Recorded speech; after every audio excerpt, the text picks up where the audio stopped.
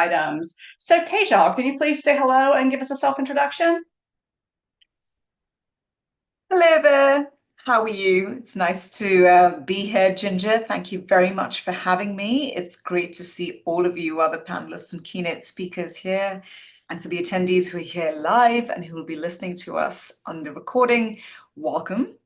My self-introduction is going to be very short and sweet because in my presentation, you're going to learn a lot about me and what I do. So very briefly, I am the Senior Vice President of Investor Relations at a technology company called DoubleVerify, right? So my job, which is within finance, basically involves pitching the stock and the investment proposition to institutional investors and getting them to own or hold the stock for a long-term period, right? That's what I do. And so the reason why this topic, which today is don't crack under pressure, strategies to maintain composure, spoke to me is because I'm having a very, very stressful year. So let me just first share my screen so you see what I'm talking about. Give me 1 second. Perfect. So I felt I am uniquely well positioned to talk to you about pressure and stress because of what I'm going through this year.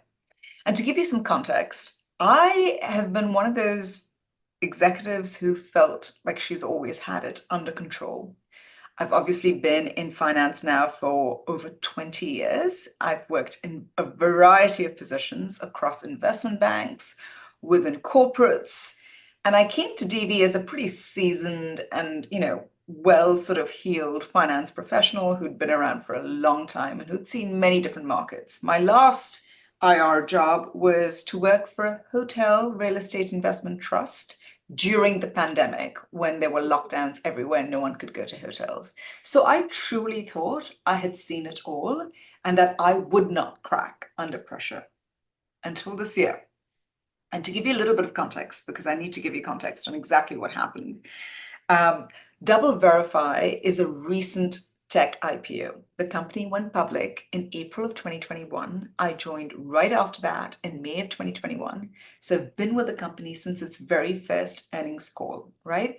And it was a tech darling. This company was just phenomenal. It still is phenomenal, but consistent revenue growth of above 30%, incredibly profitable. It was just a stock and a company and a management team that could do no wrong because the numbers were exemplary. Our CEO was a master marketer, and I loved selling the investment proposition. And I did so loudly. I would have, I'm not kidding, at least 6 to 7 calls a day with investors, just pitching the story and broking the stock and feeling so good about doing all of that, right? And this year, things went very, very wrong, right? And what happened was we just had a cohort of customers who stopped spending in the way that we anticipated they would for completely idiosyncratic reasons that were specific to those companies. And we had a shift in ad spend away from environments where we had our full suite of products into environments where we had scatty coverage of products, right? And now we were in uncharted territory. This is a company that's consistently grown very, very strongly, finding itself in a position where things are going completely contrary to plan and not knowing how to navigate that. And all of us were just figuring it out as we went along. So I was holding it together. We started the year with a big miss versus what the street expected us to deliver in guidance. And that's where you see this first drop you see in the February timeframe. You see that first drop? And I held it together and I was like, we'll get through it. We'll get through it. It'll be fine. And then we thought we'd lowered guidance enough and that we would be okay going forward, because the worst thing you can do as a technology company is have to lower guidance twice, right? You're trading at a completely high a very, very high valuation multiple. That multiple is built on trust that you will execute and that you will perform. And if you break that trust, you lose your multiple. And once you lose your multiple, it's really difficult to get it back. And guess what happened? things started to look even worse than we thought back in February, and we had to lower guidance in May. And that's when you see the second leg. And at that point, I cracked. We just had our earnings call. The stock was down, as you can see here, almost 30% overnight. So in one night, we wiped out over $2 billion of market cap, lost many, many investors that I had personally pitched the story to a lot of money. And I was completely overwhelmed, not just by stress, but by emotions of anger. How could we get it wrong? How could we not see this happening? Do we not know how to forecast? What is going on? How is this happening? Of guilt of having lost people money. That is the last thing I ever wanted to do. Of a lot of shame for that same reason. And just fear that we didn't know how to navigate this. And I didn't know what was happening, and I should probably run for the exits because I don't know what's going on and I don't have control over the situation, and I do investor relations and I don't do forecasting, and how am I supposed to navigate this, etc. And I was feeling all of these emotions, still trying to keep it together, when our CEO very kindly called me into a room just to see how I was doing. And he asked a few questions. He's like, I always want you to give me feedback, etc. And at that point, I flipped and I completely lost my composure, and I lost it. And I told him how this was unacceptable, how we'd lost people so much money, how, I couldn't look these investors in their eyes anymore, how it was appalling that we couldn't have seen this coming, how could we not forecast, and how could we get this so wrong, and who was to blame, and whose heads should roll because of this, etc. Right? And I almost was yelling at him.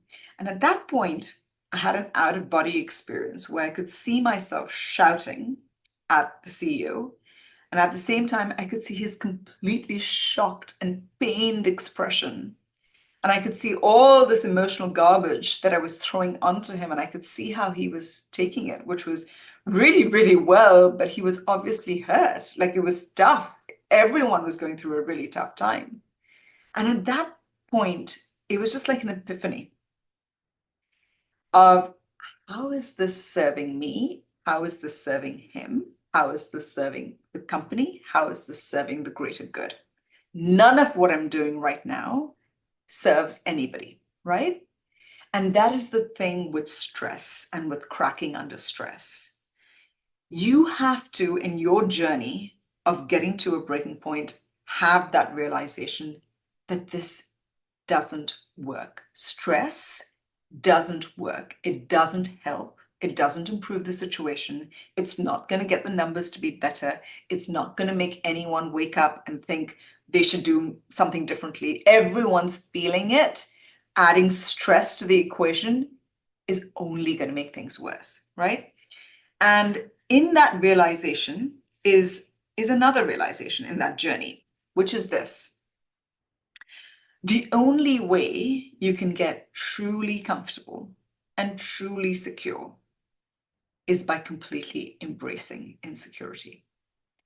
Because life will throw you curveballs. You just don't know when it's going to happen. It isn't personal. It's just what life does. It's not about you. It really isn't. Things are beyond your control in many instances. And the only way you're going to deal with this and remain sane is by embracing it. You just have to accept that this is going to happen. Things are going to change. It's not always going to go your way. And that is okay. And that you will be okay, right? The minute you come to that realization, you can actually implement strategies, which I'm going to go into next. But you need to have that epiphany moment. Because until you do, it's very easy to just have this covert hidden stress that just eats at you silently, even if you don't have an eruption the way I did, where I actually just completely cracked. And was thankfully, I got away with it. He totally understood, and he was wonderful about it. And I just have to say kudos to him for that. But even if you don't have that eruption moment, it just eats at you and it nags at you and it wears you down. And you need to have that moment where you realize this is just not helping. And this is going to be a recurring theme in my life where I'm constantly going to be in situations that I can't control, that I will have to learn to navigate. And stress is not going to help, and cracking up is not going to help. Okay, so let's talk about that. Now, first and foremost, I am neurotic. I've always been. I've always been slightly on the higher end of the stressed out spectrum. And in my past, I've always thought that was a good thing, right? Because it was my stress and my neuroticism and my anxiety that helped me really perform, right? I always was over-prepared for every single meeting. I knew all my facts backward. I'd memorized every single financial and every single stat. I could parrot things in my sleep. And that was also due to stress, right? Because I felt that need to know everything, and that made me very, very good at what I do, right? So there is this law called the Yerkes-Dodson law, which says a certain amount of stress is not a bad thing, right? And you see this bell curve where, if you don't have a lot of stress and you're just sitting in your comfort zone, you probably aren't pushing yourself hard enough either. A little bit of stress and a little bit of anxiety can actually make you quite productive. And there is an optimal zone where you're really growing, you're really learning, you're on top of your game, and that's a good space to be. And that is anxiety, and there is a way to have a very positive outlook on that, and there is a way to get bogged down by it, as long as you're enjoying yourself and you're actually learning in the process and you're doing the things that make you feel more motivated and feel more inspired. You're in the optimal zone, and you can feel when you're in the optimal zone. It feels good. It feels great. You feel on top of your game. You feel like you've got your arms around things. But you need to do all of that with the realization that you can't have your arms around everything, right? And the minute you start not trying to get your arms around everything and things are slipping and that makes you very uneasy and uncomfortable, you start getting fatigued and into this negative zone of exhaustion and anxiety and panic, which is what I was going into when things were just not going my way and I couldn't understand why, right? So there is that optimal zone. All stress isn't bad stress, and that's important to recognize. But when you get into that red zone, which is what I was in, it's really understanding that it's only when you regain your balance and have your composure that you can actually think clearly enough to make the right decisions, to not make mistakes, and to improve performance. It's the only way to add value. It's very difficult to be able to perform and to deliver what is needed to be done in that moment if you're going to be outside of your balanced zone, if you're going to lose your composure, and if you're going to let stress overtake you. And the consequences are obviously disastrous, right? Things are already going badly. If you lose it, it's just going to make the situation worse. And that's not terribly difficult to understand. But to break it down a little bit more, there is actually a cognitive response. You have a prefrontal cortex in your brain that's responsible for decision making.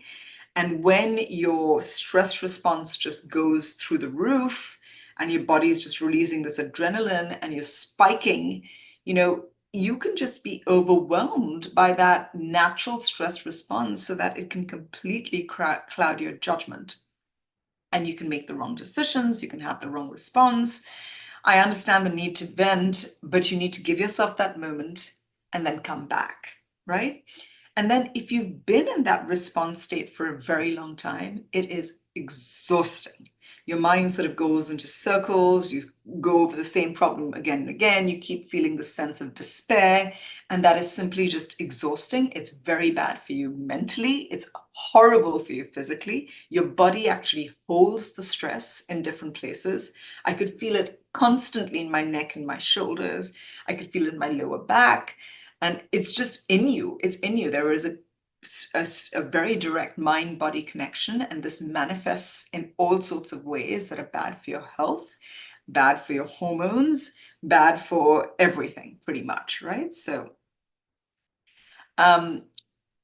once you get to this realization, there are so many techniques that can help, right? But a core part of the realization is not just that stress doesn't serve you, right? Intellectually, you can understand that. Stress doesn't serve me, it's bad for me, I shouldn't do it.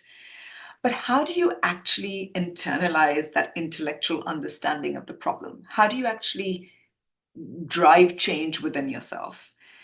What I found, and I'm not the first one to say it, you'll find endless YouTube videos on the topic, but what I found is that meditation actually does help you realize that there are two yous. There is one you, which is the mental, intellectual part that's constantly talking, that's going over the stressful narrative, and that's driving you crazy because it won't stop talking about it and won't stop going in circles. And then there is the you that can see that mental part talking and is the witness to that chatter and is just there. And it's what your core is. It's who you really are. That is who you really are. And the minute you get that objectivity, which was my outer body experience when I could see myself talking to my CFO, yelling at my CEO, sorry, and I could see his response, that witness is the person you need to tap into. And the one way that I've found to actually tap into that witness is through meditation.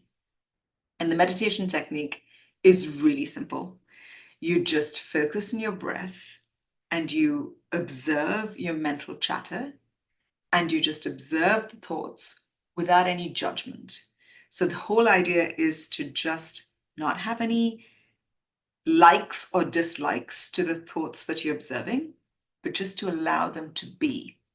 Because when you allow them to be, you allow them to release the energy that those thoughts bring about in you, and you just witness that and you let it pass. And in so doing, you sort of realize that there is a distance between you, the observer, and you, the mental crazy person who can't stop talking and can't stop chattering. And that gives you a lot of peace.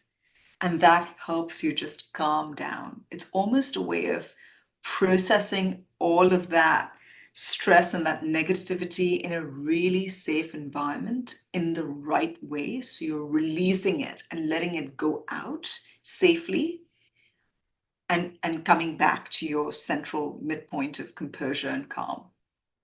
Once you get there, you can start doing the other things, right? So you can do your time management, you can figure out what you need to prioritize, what you can actually control, and what's the best thing you can do in that particular situation. You can reaffirm and reframe your mental chatter. So now you're getting from the internal witness to the mind that can't stop. And you're speaking to the intellectual mind and reframing that stressful situation through affirmations or whatever works for you by internalizing what, the good that could be in the situation, right?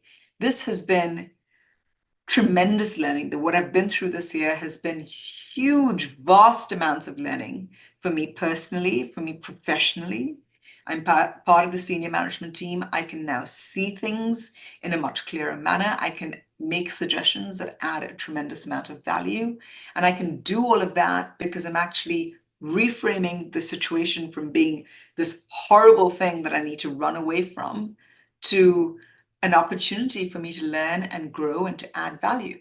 And that reframing has really, really helped me to be a contributing member of the senior management team and to make the best of the situation.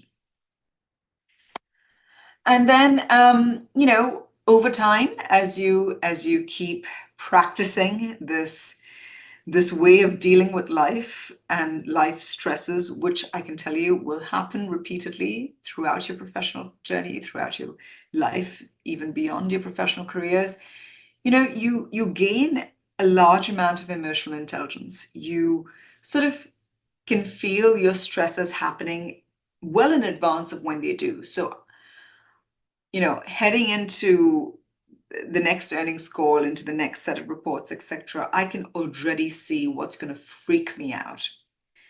And in advance of that, I can sort of regulate and I can calm myself down and I can manage emotions and I can understand how to deal with others who are going through the same thing in the senior management team and how we can deal with the situation together.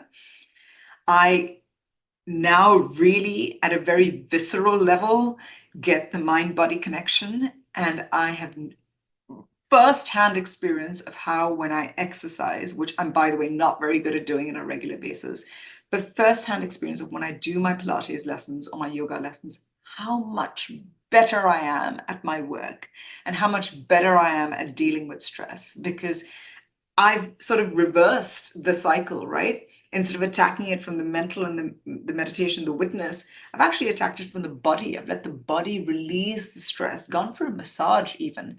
Just let the stress out physically, which has sort of helped the mental balance come through. And it really, really is a virtuous cycle. You do the mental, which helps the physical, you do the physical, which helps the mental, and it constantly works and builds on each other. And you do this over time and you sort of develop what I call stress tolerance. So if you learn to do this on the small stuff and you don't blow up on the small stuff, you get better and better at handling the big stuff.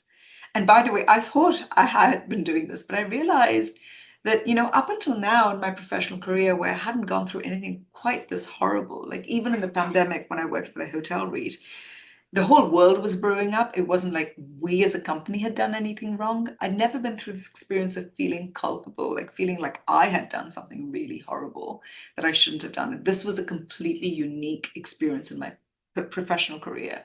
But I recognized that, in the small sort of stresses in my personal career, whether it be, my son not doing his homework or my husband traveling too much or whatever it might be, I had been blowing up pretty regularly. And I hadn't built up that resilience as I should have over time. And it actually took this huge event for me to wake up and realize that this is a muscle that I really need to develop. And I realize now that by developing it at work, I'm getting so much better at exercising that same muscle in my professional life. I'm blowing up a whole lot less. I'm learning to navigate things in a much calmer way. I'm so much happier as a result of finding that equilibrium. So, sorry. Great. So this is the last slide that I have. We're 24 minutes in. I'm going to go through just the summary.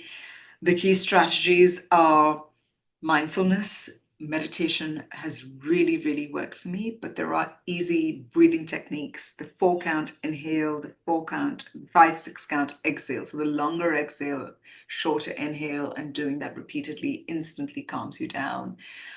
Cognitive reframing. Once you've actually gone in and calmed down at a very deep level, reframing it for the intellectual mind works a lot better than if you did the reframing first and try to calm down next. So there is a sequence to the steps that makes more sense when you actually are in that situation. You try and apply it.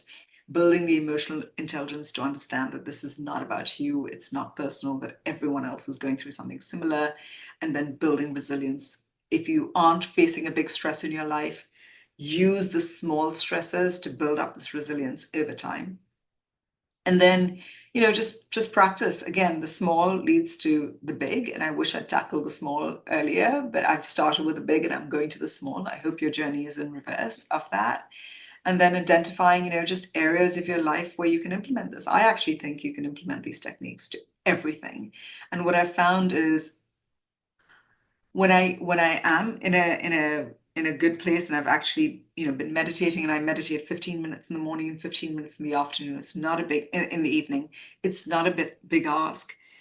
I'm finding that I get a lot more flashes of creativity and just new ways of looking at a situation, because I'm not killing myself to find a way out. Like, I'm just relaxed about it. When you're relaxed, you get a lot more creative about coming up with things. Have you ever been in this situation where you're trying to remember someone's name, and you're talking to someone, oh, what was that thing? I forget what it's called, or what was that person's name? It's on the tip of my tongue, and you're trying and you're trying and you're trying, and it won't come. And then you've left whatever situation you're in, you're just by yourself, you're totally relaxing, pops into your head, right? Because when you're relaxed, when you're calm, when you're balanced, you sort of just have these flashes of getting answers to problems. Your subconscious mind has always been working on them. It just resurfaces the solution when you are actually relaxed about it. So I hope my story has sort of resonated with some of you. I hope you realize that this is a journey that at any leadership level, you can be faced with a situation that cracks you up, and that it is okay. And it is okay to go through that period of venting, and it happens to everyone, but it's so much more constructive to find a way to deal with this in a way that is going to actually help the situation rather than just hurt you personally. So I'm going to stop there. I'll open it up to questions. I see we have some comments in the chat. Sorry. Yes, thank you so much. Yes, let's go through some of the questions that came through the chat. We'll start with this one from Anna, and she says, any mindfulness technique apps or resources that you have found? My mind is always running. I'm going to recommend 2 books, actually. There is a meditation app. It's called Headspace. I downloaded it. I tended not to use it as much, but some people swear by it. The 2 books that I've found, actually the 3 books that I've absolutely loved. The first one is by the person whose quote I had on the screen, Oliver Burkeman, who wrote a book called 4,000 Weeks, which is, if you measured your entire lifespan, if assuming you live till the age of 80, all you've got on this planet are 4,000 weeks. And it's a really balanced way of how to think about life in that context of really don't sweat the small stuff. It doesn't matter. In the long scheme of things, none of this matters. It just gives you a lot of perspective. So I've loved that. And the second author is an author called Michael Singer, who's written 2 books. The first that I absolutely loved is, it's called The Surrender Experiment. And it's just about how you don't need to control everything in your life. Just surrendering and allowing the universe to sort of shape your path actually works, and it works remarkably well. And the second one by Michael Singer as well is called The Untethered Soul, that really goes into meditation techniques and why it's important and how it works and what you can do. So those are the three resources that I'd recommend. All right, so our next question, let's see, this one comes from Danny. She says, how have you learned to not feel guilt taking care of yourself? I'm the first person to sell my concert ticket or cancel hip hop when something comes up. Oh my God, I so relate to this. I have always deprioritized taking care of myself for other priorities. There's some work that I need to do. There's something I need to do for my son. There's always something else that's more important than me. And I've just realized, well, 2 things. Number one, I clearly, need to work on self-love, and that's fundamental. And everyone, I think, does need to work on it. Most women especially, do what I do, so I know it's a very common issue. But 2, just to realize how much better of an employee, a mother, a wife I am when I've actually taken care of myself. How you can't give what you don't have. Your cup needs to be full before you can fill somebody else's.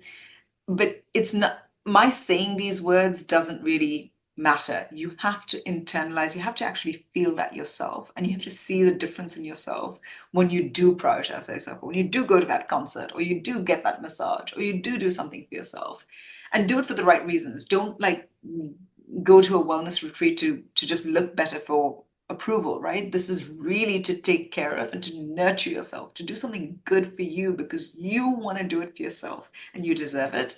You see how much better it makes you all around, and that's when the penny sort of drops and it becomes a practice. Well, thank you. Well, I think we have time for one more question before we ask you for final thoughts and go to Danielle's presentation. And Erin says, any advice on telling a coworker they need to slow down? I have been in toxic situations, so I'm coming from a place of love, not competition. That's actually a really good point. I feel like there must have been many of my coworkers who would have wanted to tell me to sort of take some tranquilizers at some point, because I was so upset and so stressed for so much of it.